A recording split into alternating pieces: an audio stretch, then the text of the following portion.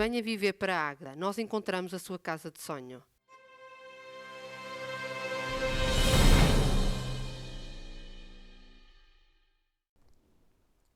Sexta-feira, 15 de maio, boa noite e bem-vindos. Hoje sugiro que no espaço de abertura se aborde a carta aberta que o Dr. Gil Nadais remeteu ao Primeiro-Ministro e a 10 ministros do atual Governo, na qualidade de Secretário-Geral da Abimota, numa pré-disposição para a reindustrialização de Portugal. Dr. Paulo Matos, boa noite. Leu o essencial da carta redigida pelo Dr. Gil Nadais? Li, estive a ler. Eu gosto de ler as cartas do Gil quando são cartas úteis, como é o caso desta, enviada a vários ministérios em defesa, digamos, da indústria das bicicletas. Nós somos uma terra em que a bicicleta sempre foi uma referência da nossa indústria e, portanto, as medidas propostas pelo Gil inserem-se também numa linha que ele sempre defendeu de maior utilização da bicicleta em detrimento dos carros na cidade, por exemplo, sendo certo que ele, no tempo dele, estou-me a recordar que houve um conjunto de ciclovias feitas, também tem a ver com a morfologia do terreno da cidade e do concelho. Mas houve uma série de ciclovias feitas em zonas que depois os carros estacionavam por cima e, portanto, não funcionaram. Portanto, houve um conjunto enorme de ciclovias que depois não tiveram sequência. Mas eu percebo esta ideia. O Gil está agora noutra função, está numa função em que representa um conjunto de empresas em que o produto é a bicicleta, e adaptar a bicicleta aos novos tempos, à nova morfologia das cidades, e o conjunto de medidas são medidas de incentivo à utilização da bicicleta.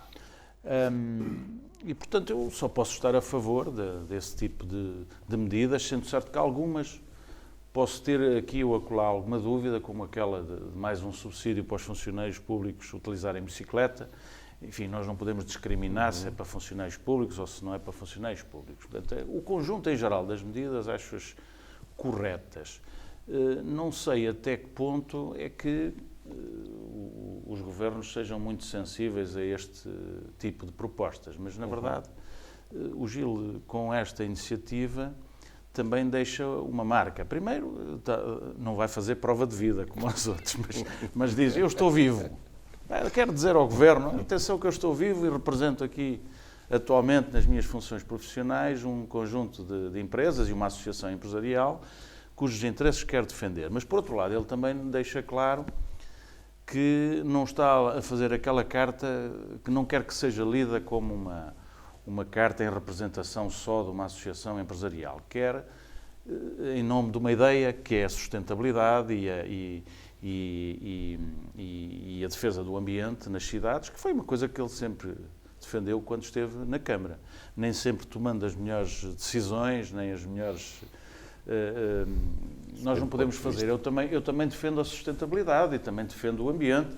Nós não podemos entrar em alguma deriva obsessiva com essas coisas. As coisas têm que se fazer naturalmente, embora eu acho que os governos têm que ter políticas públicas viradas para a sustentabilidade e nada melhor do que, a nível local, também o poder local tem que criar condições para que se possa utilizar a bicicleta. Quer dizer, não é só o governo que tem que dar incentivos fiscais ou outros, mas as próprias autarquias, não é, têm que criar condições, e isso depende muito da sua morfologia, não é, como eu disse, do terreno. Nós somos um concelho muito acidentado em termos de morfologia e é um bocado avesso por natureza à bicicleta, à utilização da bicicleta. Só diz isso quem não conhece as bicicletas elétricas. Já lá vamos. E penso que houve uma obra que o Gil esteve para fazer e foi pena que não tivesse sido feita, que foi uma ciclovia ao longo do rio, até ao Soto Rio e até à zona, ligar a zona da cidade à zona desportiva, que aí sim fazia sentido que houvesse uma ciclovia que não tinha problemas com o estacionamento, ao contrário de um conjunto de ciclovias que se fizeram na cidade e eu, por exemplo, os meus crosses são feitos pela ciclovia. São bons portanto, pisos, não é? São bons pisos para os crosses e não vejo lá bicicleta nenhuma. Enfim, mas isso depende, lá está. Estamos ainda a tempo de criar condições para maior utilização da bicicleta. Dr. Gil Nadaes, boa noite. Se o Primeiro-Ministro e os outros 10 ministros o convidarem a ir a Lisboa esmiuçar o teor desta carta aberta, é melhor reservar um hotel na capital por 15 dias.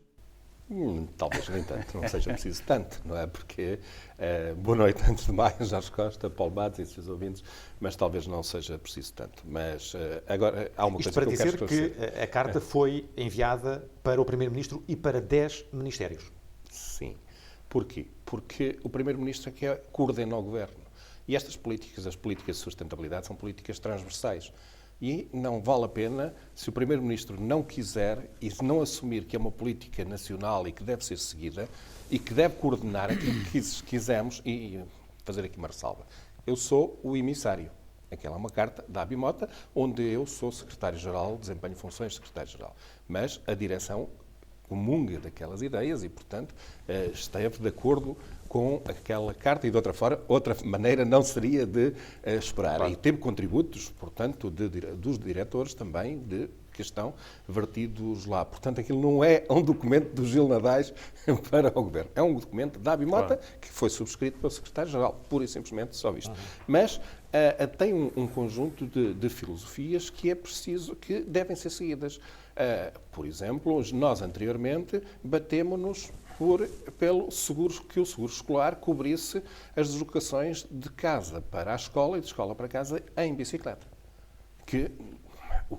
Qual é a relevância para a indústria que isto seja criado? Muito mais do que as bicicletas que possam ser vendidas, é a mensagem que se transmite para os pais a que um governo está atento e até vê aquilo como a bicicleta como sendo uma possibilidade de ser utilizada. Agora, Portugal, em termos de utilização da bicicleta, está, devo dizê-lo, na cauda da Europa da utilização normal da bicicleta. E nós vemos outros países... Os países nórdicos. E não só. Nós vemos neste momento o primeiro-ministro inglês a dizer não utilizem os transportes públicos. Porquê? Nós temos uma pandemia e não há possibilidades de reforçar os transportes públicos de forma a manter a distância de segurança que é necessária. Então, aquilo que entendemos que deveria ser feito era também é exemplo do que é feito em Inglaterra e noutros países e em muitas cidades que estão a criar ciclovias nesta altura para que as pessoas possam utilizar de forma regular, porque neste momento há muito menos carros dentro das cidades também. Aquilo que nós estamos a dizer é que é necessário impulsionar uma política de utilização da bicicleta. Se é importante para os empresários, para as empresas associadas da Abimota, tem alguma importância, mas temos de ver que o setor é altamente exportador. E o mercado é global. Certo, mas mais de 90% daquilo que os associados da Abimota produzem é mercado externo. Agora, há novos conceitos de vida que têm de ser mudados. E, portanto, aquilo que nós quisemos transmitir foi que compete ao Governo dizer qual é a orientação que deve ser seguida. E, por exemplo, a discriminação que o Paulo Matos falou do subsídio para andar de bicicleta aos funcionários públicos. Aquilo que nós quisemos transmitir ali um pouco é a desconsideração com que está a ser tratada a bicicleta. Porque há um subsídio para uma deslocação a pé. Há de carro, mas não há de bicicleta. Um outro exemplo, por exemplo, que temos lá, é que uma moto faz as reparações e deduz no IRS. A bicicleta não. Há ali não medidas deduz muito o IVA. Portanto, está a ser negligenciada a utilização da bicicleta. E quando nós entendemos que, e aliás, a Europa toda, inclusivamente, e com muita força neste momento, até a cúpula da União Europeia, defende a utilização da bicicleta. E, portanto, aquilo que dissemos é: olhem para a utilização da bicicleta de uma forma diferente do que aquilo que tem sido feito no passado. E Quem fala de Agda ainda hoje associa a Agda às bicicletas. Exatamente. Portanto, eu prefiro uma aposta num setor industrial de reindustrialização, como diz a missiva, e bem, aposta em setores económicos como este, do que em guarda-chuvas. Quer dizer, os guarda-chuvas não é uma referência de Agda. Agora, as bicicletas são. Mas ainda nas bicicletas, as bicicletas é um setor de mão de obra intensiva, porque a montagem da bicicleta não pode ser, ou dificilmente é robotizável. Porquê? Porque são séries pequenas que se fazem e, portanto, não compensa a utilização de robôs. E isto é bom para a mão de obra e para empregar pessoas. Por outro lado, e agora vindo aqui ao nível local, as pistas cicláveis foram dos projetos mais controversos que eu enfrentei. Desde artigos no jornal a insurgirem-se, não é? Porque elas não tinham eficácia, esse Não é que era é o problema. eficácia. O problema das pistas é que elas surgiram muito cedo.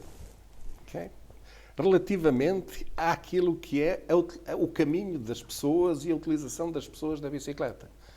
E o terem surgido e terem vindo a começar a pôr em causa o rei carro, isto criou um burburinho muito grande. Okay? As coisas têm que ser graduais também. Não, mas tudo bem, tem de ser graduais. Agora, não é por causa do relevo que as pessoas não andam de bicicleta. As estradas são curtas também, não são espaçosas.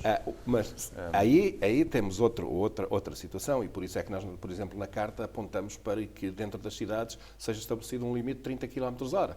Porquê? Porque a essa velocidade dificilmente há um acidente fatal. Okay? Isso está razoavelmente provado que não há tanta probabilidade disso acontecer. Mas a altimetria, era isso que referias, a altimetria com as bicicletas elétricas é um problema que deixa de existir.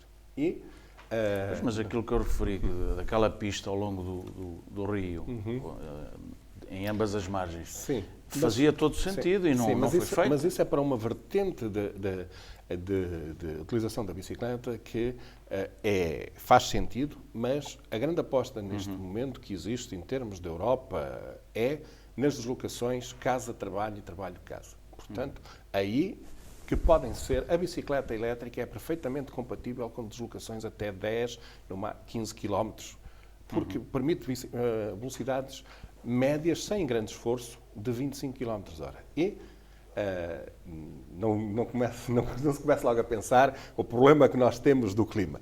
Os nórdicos têm um clima bastante pior e o problema não é o clima, é a roupa. Não é? É a roupa. E os hábitos e as mentalidades. O nosso hábito. Porque eu próprio, que vou de bicicleta algumas vezes para o trabalho, quando vou de bicicleta, tenho antes de ver quais são as condições meteorológicas para vestir de acordo. Quando vou de carro não preciso nada disso. É chegar, descer as escadas, apanhar o carro e estar resolvido. Vamos aos temas da semana e em particular ao assunto do momento, a transferência de 850 milhões de euros do Estado para o novo banco, as tensões entre António Costa e Mário Centeno, a intervenção de Marcelo Rebelo de Sousa e já agora o pescar de olho do Primeiro-Ministro ao Presidente da República e vice-versa. Dr. Paulo Matos. Este assunto é um assunto que é mais do mesmo, quer dizer, revela, enfim, por um lado a sintonia cada vez mais permanente entre o Primeiro-Ministro e o Presidente da República, por outro lado, um divórcio cada vez mais flagrante entre o Primeiro-Ministro e o Ministro das Finanças. De qualquer modo, eu penso que estas coisas são muito artificiais, têm muito de artificial. Eu acredito pouco em desaguisados entre pessoas que, como é o caso do Ministro das Finanças, que, goste-se ou não, teve um trabalho importante na consolidação das contas públicas e, portanto, é um trabalho que ele tem a seu crédito. Há quem o considere o melhor Ministro deste Governo? Sim, e, portanto, que criou o seu espaço. Se calhar foi esse o problema dele, não é? Porque o António Costa é como o eucalipto, queima tudo o que está à volta e, portanto, ele foi, a partir de determinada altura, começou a ser um mal amado, até porque também o rumo da política mudou, agora vai ser necessário outra vez, mas deixou de ser necessário, a partir de determinada altura, o controle do déficit para passar a ser importante a economia, e daí a mudança de estatuto no Governo em que se colocou em segundo plano o Ministro das Finanças e se levou à primeira fila o Ministro da Economia, o Pedro Cisa Vieira. E, portanto, isto insere-se dentro deste ciclo de relações, mas quanto ao ato, ao caso em si, o Ministro das Finanças é que tem razão, do meu ponto de vista, porque o Estado fez um contrato em que era preciso transferir esta verba para o novo banco. E os contratos são para cumprir, a menos que haja, enfim, também agora se invocasse, por causa da pandemia, uma alteração superveniente das circunstâncias para não transferir este valor para o novo banco. E, portanto, esta ideia de que não se podia transferir antes de haver uma auditoria é uma ideia que o próprio comunicado de ontem do Primeiro-Ministro e daquela reunião do Perdoa-me feito em São Bento, o próprio comunicado revela, quer dizer, já tinha sido auditadas as contas, por forma que fosse possível a transferência. A transferência estava contratualizada e o Estado, como diz o Ministro das Finanças, seria irresponsável se, de facto, a verba não fosse transmitida. Ora bem, o Ministro das Finanças acabou por ter que chamar irresponsável ao Primeiro-Ministro e depois, por arrasto ou por arrastamento, ao Presidente da República, que caucionou o comportamento do Primeiro-Ministro, desautorizando o Ministro das Finanças. Portanto, nós temos esta aliança Costa-Marcelo a desautorizar o Ministro, que é o Ministro das Finanças. E, portanto, o Ministro das Finanças, do meu ponto de vista, manteve-se fiel aos seus compromissos e, do meu ponto de vista, sai melhor desta contenda artificial criada pelo António Costa, sai melhor do que o próprio António Costa, porque o António Costa, enfim, já nos habitua também a ser uma pessoa que, por um lado, faz as asneiras e, por outro lado, toda a gente o desculpabiliza. Quer dizer, o António Costa tem passado sob os pingos da chuva por uma série de situações na política portuguesa. Lembro-me dos incêndios e das 100 pessoas que morreram e ele estava a passar férias e, enfim, houve aí uma má estratégia, não digo que sejam intenções, mas o Costa tem tido atitudes que revelam ele próprio alguma deslealdade para com as pessoas que o acompanham. Quer dizer, serve-se das pessoas enquanto as pessoas são úteis e depois descartas, que é o que se está a passar com o Ministro das Finanças. Ou então é o tal cenário criado para dizer ao Ministro das Finanças, e deve ter sido isso que combinaram ontem na reunião, dizer ao Ministro das Finanças, vais para o Banco de Portugal e o problema está resolvido porque agora o nosso rumo é outro, é da economia, é da Europa e nós queremos estar à vontade e já não precisa de estar no Eurogrupo. E, portanto, é isto. O artifício da auditoria que vem aí não era necessário para que houvesse transferência da verba para o novo banco. Dr. Gil Nadais, podemos concluir que Marcelo está para Costa como Matos esteve para Nadais no tempo em que os dois presidiram a Assembleia e a Câmara Municipal? Aqui, respondo diretamente e volto à questão.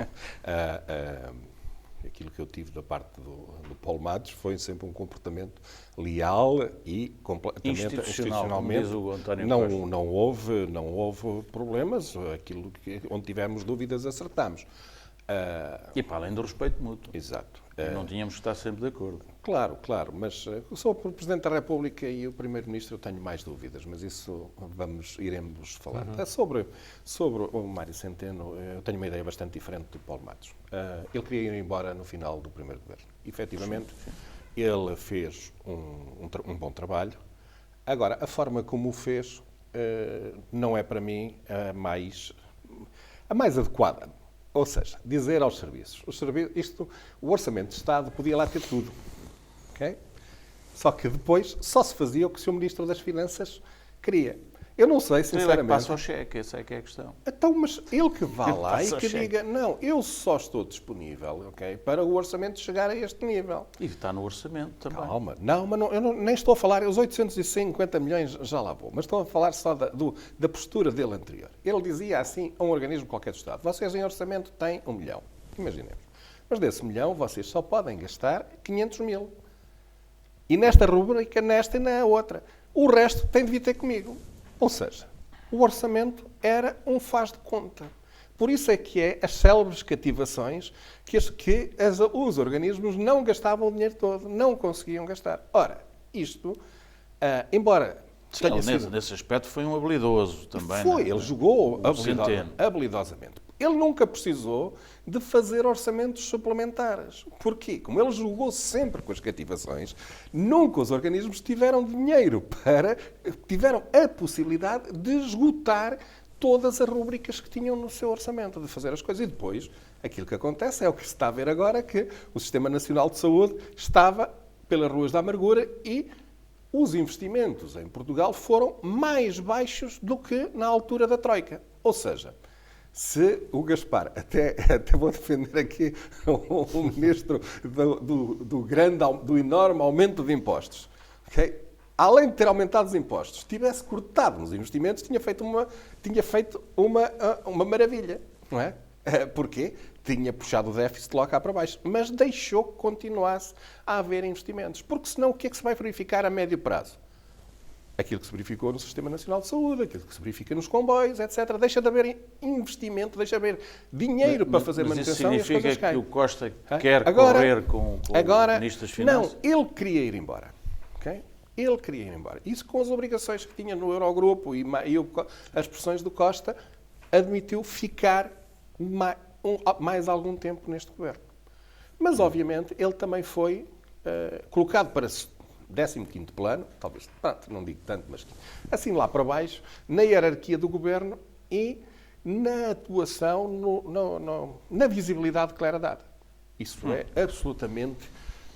nota-se perfeitamente... E acreditas que vá para o Banco de Portugal? Acredito, neste momento acredito que ele tenha negociado isso ontem. Okay? Claro, Porque o Presidente da República foi chamado e então, cá para mim, foi para acertarem já que ele saía e ia direto para o Banco de Portugal, para o Presidente do Banco de Portugal. Porque senão ele bateria mesmo. E já tem um aqui um pormenor.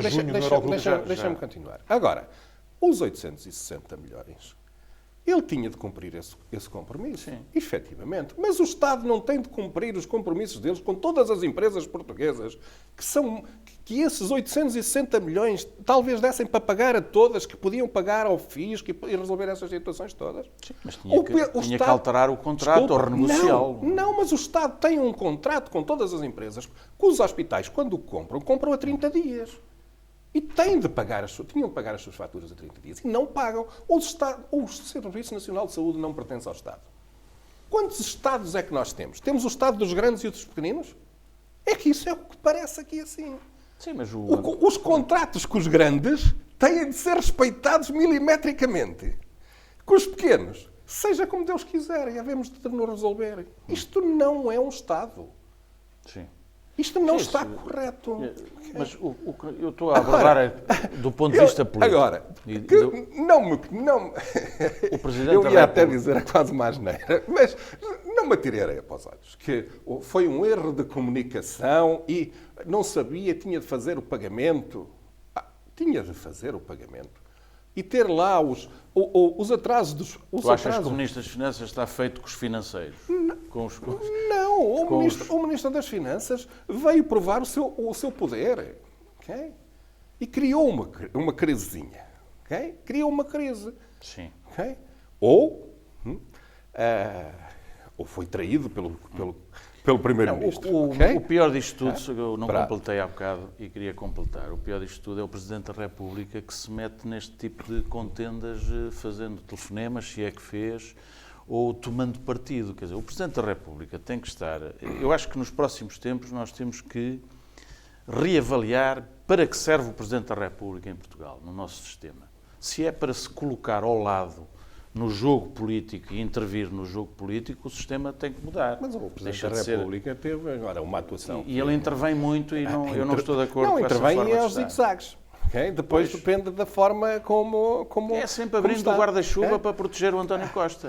É a imagem que temos deles os dois. Vamos avançar para Mas, só para terminar, não era necessário pagar, de certeza absoluta, mesmo contratualmente, estando lá no contrato. E os juristas têm sempre uma abertura para dizer, e até o Covid, não sei quanto servia de desculpa, okay? Porque São 860 milhões de euros. Então E temos que discutir quantas tudo. empresas nós temos à espera que sejam pagas pelo Estado, em que todos esses valores somados não chegam a isto e estão meio ano, 1 ano, 2 anos à espera. E para esses não se aplica a lei? É aquilo que eu disse há bocadinho. Temos uma lei para os pequenos e outra lei para os grandes? Sim, isso, Parece-me que sim. o Ventura diria isso com outra... Estás a dizer bem, e eu estou Qual de acordo. Ventura? O André Ventura diria Sim, isso, sim, porque sim. essa é a onda que as pessoas querem ouvir isso. Nesta altura, então, Mas não de é desgraça. Ouvir isto. Não é ouvir isto. Agora, São 2 pesos, 2 medidas. O problema claramente. é a venda do novo banco, que é uma forma de financiar para depois ele ser vendido por melhor preço. Certo. Todas as estratégias que o Governo atual tem utilizado para o sistema financeiro têm sido de caucionar o sistema financeiro, que nós não podemos prescindir dele. Sim. A economia não pode prescindir do sistema financeiro. Agora, nesta altura, o António Costa quis fazer um número, do meu ponto de vista, e ninguém me tira essa ideia, para parecer que estaria ao lado dos tais pequenos e não dos financeiros. É que esta questão nunca foi abordada, não ouvi aí ninguém abordar. Foi um esta mau situação. momento destes Agora, dois eu não sei, destes três políticos. sim, do meu ponto de exatamente. vista. Eu não sei quem é que está aqui, quem é o responsável por isto tudo. É o António Costa. Eu do meu não ponto de sei. vista. Eu não sei, tenho dúvidas. Eu tenho Vamos dúvidas. aguardar pelas cenas dos próximos capítulos. Vamos para outro tema. Uma criança em defesa de 9 anos foi morta em Atugueia da Baleia. Doutora Paula Matos, como é que advogados aceitam fazer a defesa de uma dupla inqualificável como a que foi responsável pela morte da menina de Peniche? Bem, essa é a pergunta que muitas vezes me fazem, porque é que os advogados têm que defender, alegados autores de crimes desta natureza. Toda a gente tem direito à defesa e toda a gente é inocente até prova em contrário. Ponto final. É o nosso sistema jurídico e, portanto, estas pessoas têm direito à defesa. Sim, mas este indivíduo já confessou que matou a filha? Não. Eu acho que não houve confissão ainda. Mas eu não vou entrar nisso, porque nós temos tendência para comentar em face daquilo que nos é transmitido na comunicação. E aquilo que nos é transmitido na comunicação é sempre o sangue. Quer dizer, está dada a sentença e as pessoas estão já condenadas, ponto final. Quando isto não é assim, há uma investigação que vai ter o seu curso, haverá instrução, haverá acusação, e haverá instrução ou não, e depois julgamento, e depois as pessoas serão condenadas ou não, em face da prova que se produzir. O que me choca neste caso é a questão que é muito debatida entre nós, que é a questão da violência doméstica. Porque isto é um caso, enfim, não é de violência doméstica daquela que estamos habituados a ouvir, entre maridos e mulheres, mas é de maus tratos a crianças, e, portanto, estamos aqui perante um caso grave em que houve, em determinada altura, sinais que indiciaram que era preciso um acompanhamento e não houve. Nós também julgamos muito, temos muita tendência para julgar as instituições quando não estamos no terreno, efetivamente em contacto com as realidades, mas pronto, daquilo que nos é transmitido, houve um sinal. Esta miúda não conhecia o pai quando foi pela primeira vez à escola. Tinha 6 anos, não sabia quem era o pai. E, por outro lado, fugiu uma vez de casa porque tinha saudades. Ninguém toma atitudes destas por acaso e ninguém toma atitudes destas se sentir bem onde está. E ela em casa fugiu da casa do pai, não fugiu da casa da mãe. E, portanto, havia aqui sinais que as instituições deviam ter tido em conta e talvez não tenham tido. Isso preocupa-me, como me preocupa muita coisa no nosso sistema de relações parentais em Portugal. Ainda alguém dizia há dias, com base numa estatística recente, os crimes sexuais, a maior parte dos autores de crimes sexuais não vão presos em Portugal. Crimes sexuais de alguma gravidade. E, por outro lado, também ainda se determinam residências partilhadas. O que é que são residências partilhadas na regulação de poder paternal? É os miúdos estarem uma semana com o pai e uma semana a morar com a mãe. E há residências partilhadas que são determinadas pelos tribunais ainda hoje, em que eles moram a 80 km, quer dizer, por semana os miúdos têm que fazer 80 km para estar com o pai ou com a mãe. E têm vidas duplas, quer dizer, têm dois tipos de amigos. Têm os amigos que criam na relação quando estão na residência do pai e criam amigos diferentes quando estão na relação com a mãe. Portanto, há muita coisa que deve ser tida em conta neste problema e que pode ser melhorado. Pode ser melhorado. Nós temos já a legislação que chega. Há agora um projeto de lei apresentado pelo Governo para mudar a lei da violência doméstica, no sentido de permitir que os juízes de instrução, quando há arguidos que são detidos por violência doméstica, poderem eles próprios já regular o poder paternal e não estarem à espera que seja o Tribunal de Família de Menores a regular, porque isso demora e a demora pode ser fatal nestes casos.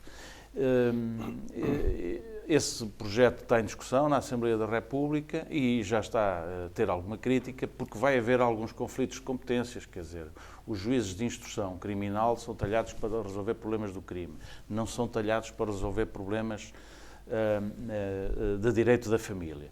Enfim, eu julgo que se pode chegar a algum consenso nesta matéria, mas estes fatores, comissões de proteção de menores, agravamento do tratamento que se dá aos crimes sexuais a menores, é disso que eu estou a falar, e um melhor cuidado com a parte da violência doméstica permitirá que se possam evitar no futuro situações deste género, porque nós constatamos que estamos ali perante uma família que não é estruturada e quando as famílias são desestruturadas pode acontecer isto aos miúdos. Esta miúda teve de facto azar em ter o pai que tinha.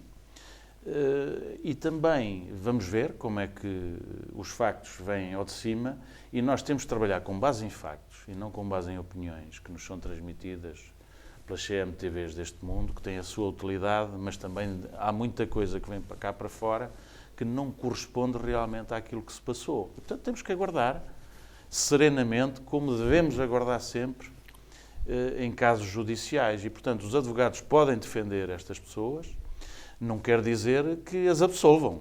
Isso só os tribunais é que podem fazer. Só os juízes? Os juízes, exatamente, é que podem absolver as pessoas e muitas vezes há erros judiciários. Absolve-se muita gente que devia ser condenada e condena-se muita gente que devia ser absolvida. E o advogado também pode não se sentir bem a defender... Sim, mas os advogados têm um dever profissional e, quer dizer, podem invocar motivos extra, mas ninguém se pode negar às defesas. Muito bem. Dos arguidos. Concorda que nenhum tribunal em Portugal conseguirá fazer justiça neste caso?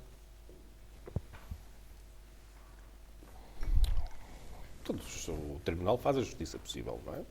E, portanto... Mesmo que este sujeito leve 25 anos de cadeia por ter matado a filha, far-se à justiça?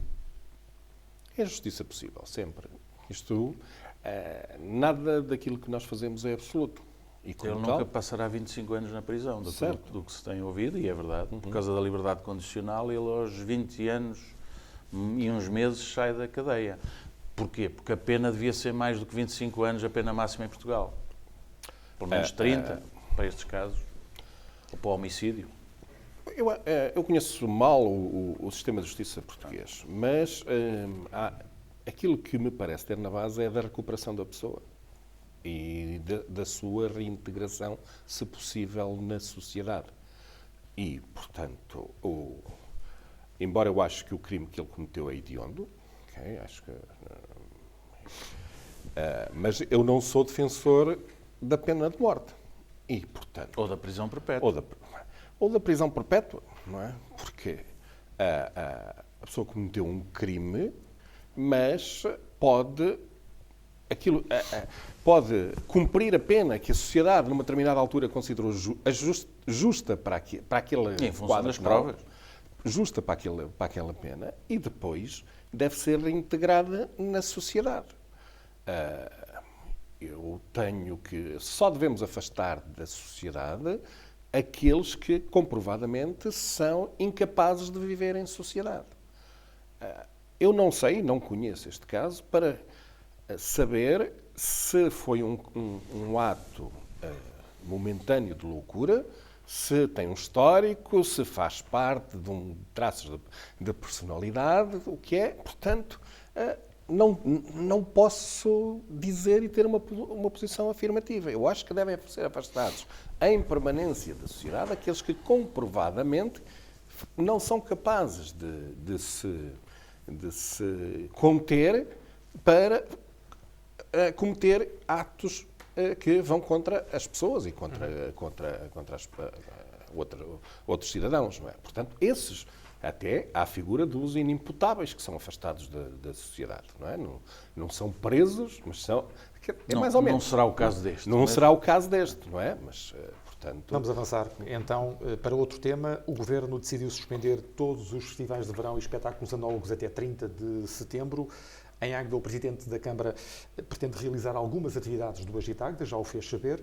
E no Seixal, o PCP pretende fazer a Festa do Avante, Dr. Paulo Matos.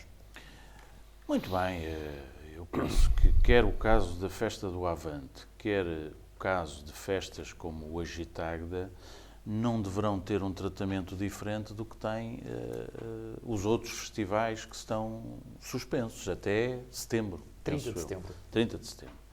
É evidente que o Governo, que continua, enfim, a ter que satisfazer algumas clientelas, nomeadamente o PCP, no caso da Festa do Avante, deixou em aberto, a lei fala em suspender festivais de música e outros festivais de natureza análoga. Bem, quando as leis colocam estas expressões indeterminadas, dão origem a muitas dúvidas. Eu acho que as coisas deviam ser claras em Portugal, como são na Dinamarca, na Holanda e noutros países, onde se suspenderam todos os eventos desta natureza até setembro, exatamente. E, portanto, ninguém tenha ilusões, nesses países ninguém tem ilusões, que não há verão igual ao verão habitual das festividades. E, portanto, nós deixamos estas linhas abertas, estes conceitos indeterminados e que permitirão que alguns eventos e que algumas câmaras mais ligadas aos eventos como forma também de promoção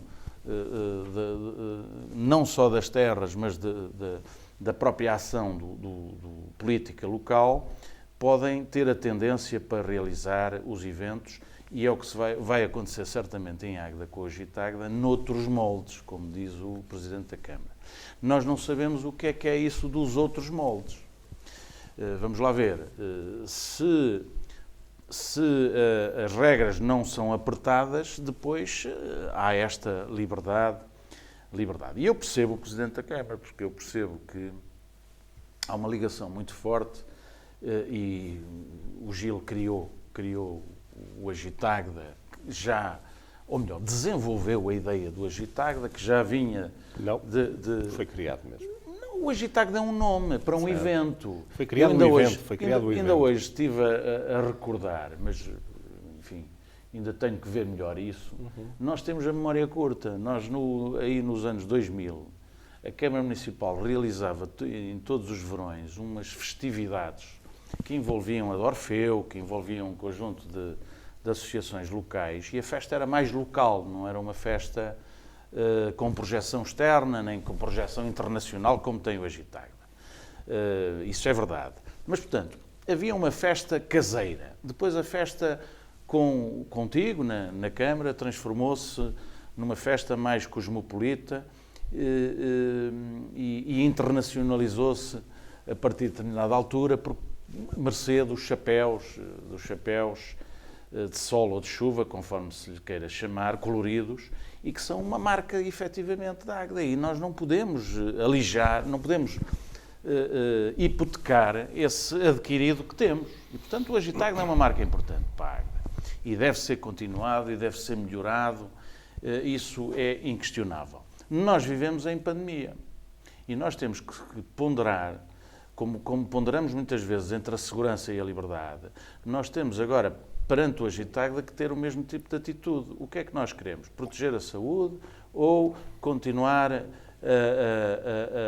a marcar, a projetar a nossa marca, que é o Agitagda. Temos que fazer um equilíbrio destas intenções, mas, do meu ponto de vista, Agitagda nunca será este ano aquilo que é nos outros anos, porque senão estamos a ser irresponsáveis também. Esse é o meu ponto de vista. Agora, não me repugna, e digo isto sinceramente, tenho pensado nisso, não me repugna que o evento seja assinalado. Mas o assinalado, enfim, a forma de o fazer é preciso muito cuidado e muita interligação com as autoridades de saúde para saber até onde é que se pode ir. E não de forma autista, porque tem que ser, porque há uma ligação muito forte entre os protagonistas que estão no poder e o Agitagda, porque é também uma propaganda própria, não podemos escamotear essa realidade, querer fazer à força aquilo que não é possível fazer e que não é aconselhável que seja feito. Dr. João Ladares, qual é a sua ideia relativamente ao Agitagda, esta festa do Avante e esta decisão do Governo de cancelar os espetáculos até 30 de setembro? A festa do Avante, espero que não aconteça a mesma coisa que o 1º de Maio, porque será um bocadinho complicado, não é? Acho eu, não é? Mas pronto. Lá chegaremos e iremos ver. Já vemos ver o professor Marcelo e o Costa chegarem de bicicleta ao Avante. Prada em Águeda. O que é que irão inventar, não é? Sobre o Agitagda efetivamente começou comigo na Câmara, foi logo no primeiro ano. E tu és o pai do Agitagda, que eu vi isso escrito. Começou em 2006. Exatamente. És o pai. Eu sou, enquanto Presidente de Câmara, o pai do Agitagda. Foi no primeiro mandato que começou e, portanto, houve aqui assim, e a organização primeira coube desde logo ao Edson, que exercia funções de chefe de gabinete, mas foi nesse ano que começou o Agitagda. O homem da ideia és tu e ele é operacional. Vamos lá ver, nós temos aqui uma parceria, ok? Isto não havia na Câmara ideias únicas, as ideias eram partilhadas. Algumas delas eram partilhadas e esta foi uma partilhada. E discutimos o conceito. Houve coisas que eu disse isto tem de ter isto, ele disse outras coisas. Discutimos o conceito para pôr a andar. Para pôr. Quem é que surge com a ideia? Eu estou a fazer perguntas porque às vezes tenho dúvidas. Sim. Não. O guarda-chuva, os guarda-sóis ou guarda-chuvas coloridos. Quem é que chegou um dia à Câmara e disse: olha, isto é uma ideia excepcional? Os guarda-chuvas chegou o Edson com 5 propostas. Okay? De várias empresas. De várias propostas, de várias instalações, com certeza de várias empresas. Okay? E eu olhei para as propostas e olhei para os custos. Okay? Como deve ser feito, pronto. Claro. E decidimos naquele momento que íamos pôr os guarda-chuvas. Okay? Era o mais barato? Não. Era dos mais baratos. Não estive a ver os preços. O preço, lembro-me que foi 3.000, 4.000 euros, ou coisa assim do género. Portanto, e lembremos, começou só na rua Luís de Camões, com os guarda-chuvas e com participação, com a intervenção da Câmara também. E, portanto, não posso dizer se era o mais barato, porque aqui há um binómio gostar e não gostar. Ok? A ideia agradou-me, agradava a ele também. Não foi uma imposição minha, não foi uma imposição dele, foi decidido assim e era economicamente muito, muito interessante. E tivemos bastante problemas em convencer 2 bares e 2 associações em estarem lá durante praticamente um mês, uns 20 dias. Porque andámos a pedir, por favor, para estarem lá. Okay? Até que chegámos à altura... isto no início, não é? Quando houve guarda-chuvas, já as coisas iam mais lançadas e depois lançaram-se mais ainda com os guarda-chuvas. Mas, indo aqui ao Agitagda e fazer ou não. Eu já disse aqui assim claramente que Agitagda este ano, não. Mas há coisas que manteria. Por exemplo, mantinha a decoração das ruas. Okay? Ou até o Festival das Estátuas. Era capaz de... Mas tinha dito isso logo, assumia. Não há, mas vamos fazer aqui algumas atividades. E pelos números que me disseram, há aqui algumas coisas que... nós temos muita gente que vem à Águeda mas está muito pouco tempo. Aquilo que me disseram é que era cerca de 40 minutos em média. Ora, 40 minutos dá tempo para tirar uma foto. Que as pessoas vêm cá e estão cá 40 minutos. Sim, um volume bastante grande de pessoas, o que está cá é 40 minutos. Ora, isto é muito pouco tempo, não é? Nós temos de ter as pessoas, reter mais as pessoas. Então, tendo a Rua Luís de Camões coberta de guarda-chuvas e anunciando e divulgando isto, obviamente vamos ter muita gente. E tornar-se-á obrigatória, na minha perspectiva, condicionar os acessos. É claro. Okay?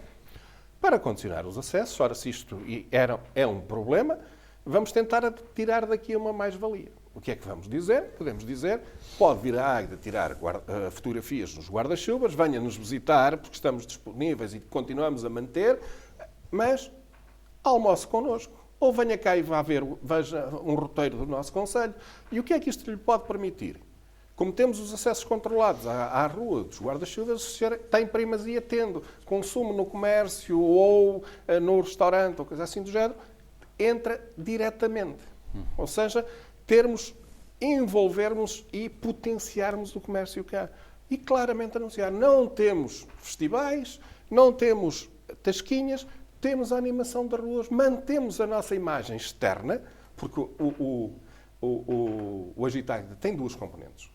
Uma externa muito grande e outra interna. Claro. A interna tem muito a ver com os restaurantes e com os espetáculos que são ali feitos. E esta vertente não existia. Tentávamos então, dentro daquilo que fazemos, promover e dar capacidade e dinamizar as atividades económicas locais.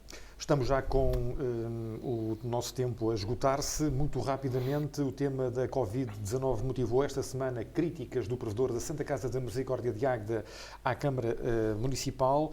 Ora, António Mota Rodrigues não é uma personalidade qualquer. Foi só o mandatário da candidatura do Movimento Independente Juntos. Dr. Paulo Matos.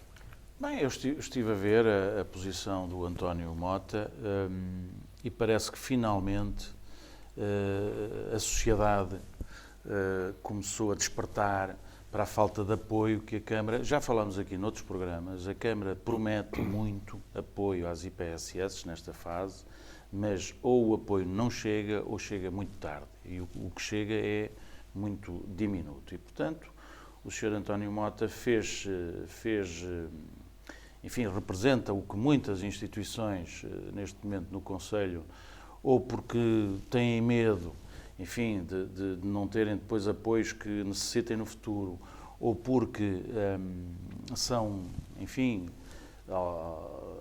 da mesma linha, como eu referi aqui já noutros programas, do poder instalado, têm algum receio em falar. Mas com coragem o António Mota já veio pôr a nu que uma coisa é prometer e outra coisa é fazer. E a Câmara Municipal parece, porque há outras queixas noutras instituições, não tem dado o apoio. Ele diz que, por exemplo, nesta fase da compra dos equipamentos de proteção individual, a Santa Casa da Misericórdia investiu 70 mil euros, ou uma coisa assim, e da Câmara zero, portanto, de apoio. E, portanto, eu acho que está na hora, e já aqui dissemos noutros programas, está na hora de o poder local ajudar as suas instituições e não só, enfim, usufruir do trabalho que muitas delas vão fazendo como se isso fosse trabalho do poder local. Dr. Gil Nadais. Eu penso que há um aspecto que, além destes que o Paulo Mato referiu, que me preocupa e que deve preocupar a sociedade. É que está lá dito que houve apoio para algumas e outras não têm apoio.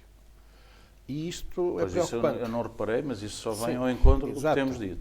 Mas aquilo que a Câmara deve ter é um quadro objetivo de intervenção com as IPSS. Estratégia também. Tentei que sempre houvesse, ao longo dos anos, um relacionamento claro com todas as instituições. Por isso é que foi criado um regulamento para apoiar, por exemplo, as obras. Porquê? O PARES. O PARES, exato. As obras que tinham do PARES. Porquê? A Câmara dava na ordem dos 100 mil euros a cada instituição que avançasse para uma obra no PARES. Eu não sei quanto é que dava. Dava uma percentagem daquilo que não era comparticipado. E não havia Porque eu acho que um Presidente de Câmara tem muita coisa para fazer.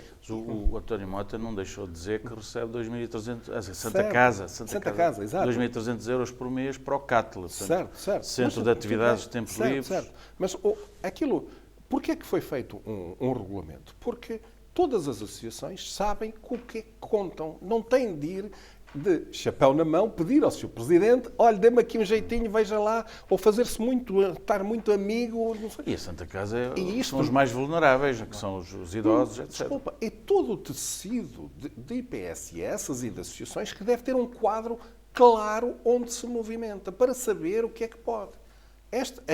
Aquilo que é dito, de que uns estão a ser apoiados e outros não, é regredir em termos de política daquilo que se fazia no Conselho a tempos muito imemoriais. E, em termos de transparência da atuação, deixa muito a desejar.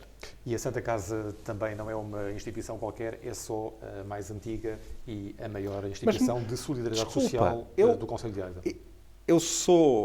Eu admiro o trabalho feito na Santa Casa, mas temos o tratamento tem de ser igual para todos. O representante das IPSS não esteve cá, da União, Sim, esteve aqui no programa e terá dito que não havia problema nenhum, que estavam todos a ser apoiados. Nós temos de olhar para as instituições de acordo com o trabalho que elas desenvolvem. A Santa Casa é importante, mas a mais pequenina delas também é importante. E eu defendo a Santa Casa, mas defendo todas as outras. Têm de ter o mesmo tipo de tratamento, de acordo com as necessidades e com o trabalho que desenvolvem. De acordo com o trabalho que desenvolvem. Com o trabalho que desenvolvem, exatamente. 30 segundos para cada um para uma nota final. Dr. Paulo Matos. Não posso. Nota final, não tinha assim nada especial, mas posso falar. Se finalmente parece que há notícias de que a empresa Sociberal instaurou o processo, né? Já tínhamos falado nisso aqui, à Câmara Municipal, e é uma ação que o acesso que qualquer cidadão pode ter às plataformas informáticas dos tribunais é uma ação de 700 mil euros que está a pedir à Câmara Municipal. Vamos ter próximos capítulos seguramente e continuamos a não saber nesta altura. Continuamos a não saber se a Câmara Municipal também intentou alguma ação. E isto é numa altura em que se fizeram, e temos que elogiar isso, melhorias no acesso ao parque empresarial do Casarão, e portanto nós temos que elogiar a Câmara nessa Paulo, parte. Anunciou-se que se vai fazer. Eu peço desculpa, mas eu termino já e vai repostar. Eu vou estar absolutamente contra aquilo que foi anunciado. Muito bem. E o que não sabemos é a quantidade de empresas que, por um lado, tenham desistido de ir para o Parque Empresarial do Casarão com medo da instalação da central de betão, como não sabemos a procura que neste momento tem tido ou não o Parque Empresarial, porque já ouvi dizer que a SACTIC está com alguns problemas, mas isso vamos discutir no futuro, certamente, que eu gostaria de saber o que é que se está a passar com a SACTIC. Que agora já não é SACTI. Dr. Gil Ladares, só para terminarmos. Agora é ADICO Portugal, ADICO Águeda, e tem os problemas do setor automóvel. Porque está no setor automóvel, quando o setor automóvel para... Foi uma aposta tua, do teu tempo. Sim. Mas outro programa a gente vai tentar esclarecer. Mas eu iria aqui falar, porque vi uma notícia na soberania de que o Sr. Presidente diz que vai fazer melhorias no parque, no acesso ao Casarão. Eu não sei como é que é de classificar aquelas melhorias que ele diz que vai fazer, porque eu acho que é inqualificável aquele investimento, porque é, na minha perspectiva, a tirar dinheiro fora. É um mau investimento que é feito ali. E isto porquê? Se calhar não temos tempo hoje para... Porque é o acesso atual que vai ser melhorado. Quando, em contrapartida disto, não avançou com a candidatura que estava aprovada na CCDR para infraestruturação da segunda fase e que permitia a constituição de acessos pela estrada de Alvarim com todas as condições ao parque. E este acesso, estes 500 mil euros que vai gastar agora, não permitem frentes de construção, não permitem rigorosamente nada. Já estás mais por dentro das obras, enquanto então. Não, é que não houve anúncio. Eu estranhei não ter havido anúncio da segunda fase do Casarão. Porque é uma obra importante. Estavam empresas previstas para lá e estava a conclusão da primeira fase do Parque do Casarão. Porque o Parque do Casarão prevê pistas cicláveis para as pessoas se deslocarem para o trabalho, tem passeios, tudo isso que não está feito. E na segunda fase tem a constituição das infraestruturas para podermos albergar mais empresas. Ao deixar cair essa candidatura e ao estar a melhorar, eu tinha visto lá um acesso muito mal engendrado, uma ligação entre duas vias e não percebi porquê, mas agora com o anúncio desta estrada já percebo. Ao ir melhorar esta estrada, são 500 mil euros atirados, vamos dizer, ao lixo. Fiquem abertos a este Ao assunto. lixo. Sim, retomaremos este assunto. Por esta semana é tudo. Voltaremos no dia 22 de maio. Até lá, boa noite.